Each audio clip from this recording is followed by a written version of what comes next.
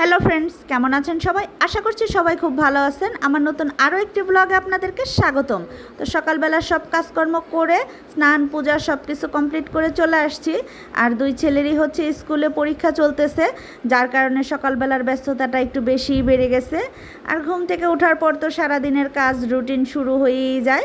তো চলুন সারাদিনের সব কাজকর্মই আপনাদের সাথে শেয়ার করব। সকালের নাস্তা রেডি করলাম। আজকে সকালবেলার নাস্তায় আছে পরোটা আর হচ্ছে মুরগির গিলা, কলিজা, গলা, মাথা সব কিছু একসাথে করে রান্না করছি, সাথে সালাদ আছে। তো আমি পরোটা ভেজে নিয়ে আসতে আসতে এদিকে বাবা ছেলেরা টেবিলে সব কিছু রেডি করে ফেলছে।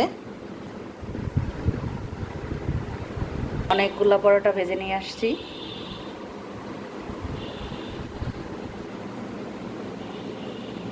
চলে আসলাম দুপুরবেলা রান্না বান্না করতে। আজকে রান্না করব কাতল মাছ, আর আজকে কাতল মাছ দিয়ে দারুণ একটা তরকারি রান্না করব। তো কি রান্না করব পুরো ভিডিওটা দেখতে থাকুন, আশা করি আপনাদের ভালো লাগবে।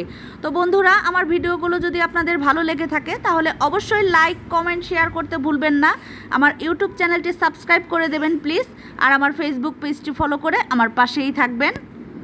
এখন হচ্ছে ডাল রান্না করে নিলাম আমড়া দিয়ে, একদমই ছোট ছোট আমড়া নিয়ে আসছিল আজকে, সে আমড়া দিয়ে রান্না করলাম। সরিষা আর শুকনা মরিচ ফোড়ন দিয়ে ছোট ছোট আমড়া দিয়ে ডাল রান্না করলাম।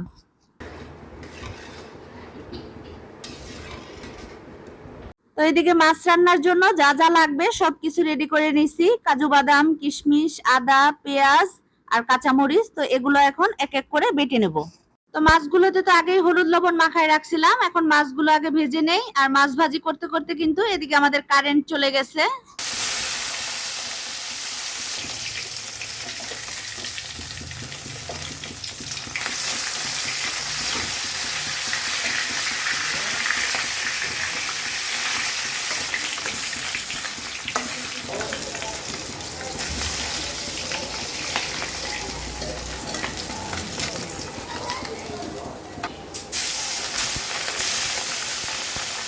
সবগুলো মাছ ভাজা হয়ে গেছে। এখন সেই তেলেই তরকারি রান্নার জন্য ফোড়ন দিয়ে দেব গোটা গরম মশলা, এলাচ, দারচিনি, লবঙ্গ, তেজপাতা আর দেব জিরা। এখন দিয়ে দেব পেঁয়াজ। পেঁয়াজটা এখানে বেটেও দেওয়া যায়, কিন্তু পেঁয়াজটা বেটে দিলে ওই তরকারিটা আমার কাছে অত ভালো লাগে না, তাই আমি পেঁয়াজটা বেটে না দিয়ে কেটেই দিছি। এখন পেঁয়াজটা ভালো করে লাল করে ভেজে নেব। পেঁয়াজ ভাজা হয়ে গেছে, এখন এক এক করে বাটা মশলা দিয়ে দেব। তো কাঁচামরিচের সাথে আমি 2টা শুকনা মরিচও দিয়ে দিছি, এই কারণে কিন্তু মরিচ বাটাটা লাল হয়ে গেছে। এখানে আদা বেটে নিছি। এখন দিয়ে দেব কাজু বাদাম আর কিশমিশ বাটা। তো কাজু বাদাম আর কিশমিশটা কিন্তু একসাথেই বেটে নিছি। তো এখন মশলাগুলো আস্তে আস্তে ভালো করে কষায় নেব। আর এখানে কিন্তু কোনো জিরা গুঁড়া, ধনিয়া গুঁড়া ব্যবহার করব না। মশলাগুলো কিছুক্ষণ কষাই নেওয়ার পর এখন দিয়ে দেব টক দই। টক দইটা আগে থেকেই ভালো করে ফেটাই নিছি। আর আজকে রান্না করব দই কাতলা। তো দই কাতলা রান্নার জন্য কিন্তু অবশ্যই টক দই দিতেই হবে। আর এখন টক দইটা দিয়ে ভালো করে মশলাগুলো কষাই নেব। তো বাকি যে টক দইটুকু ছিল সেইটুকু দিয়ে দিলাম, আর বেশ অনেকটা পরিমাণেই টক দই দিলাম। আর এই রান্নাটাতে কিন্তু বেশি পরিমাণে একটু দই দিলেই খেতে বেশি ভালো লাগে। এখন দিয়ে দেব হাফ চামচ চিনি, যেহেতু অনেকটা পরিমাণেই দই দিছি, তো দইয়ের টকটা একটু ব্যালেন্স করার জন্যই হাফ চামচ চিনি দিয়ে দিলাম। তো সবকিছু একসাথে ভালো মতন কষায় নিছি। এখন দিয়ে দেব ঝোলের জন্য জল। আর এই রান্নাটাতে তো খুব বেশি ঝোল দেব না, একটু মাখা মাখাই হবে, দই কাতলা রান্না। তো এর জন্য পরিমাণ মতন জল দিয়ে দিলাম।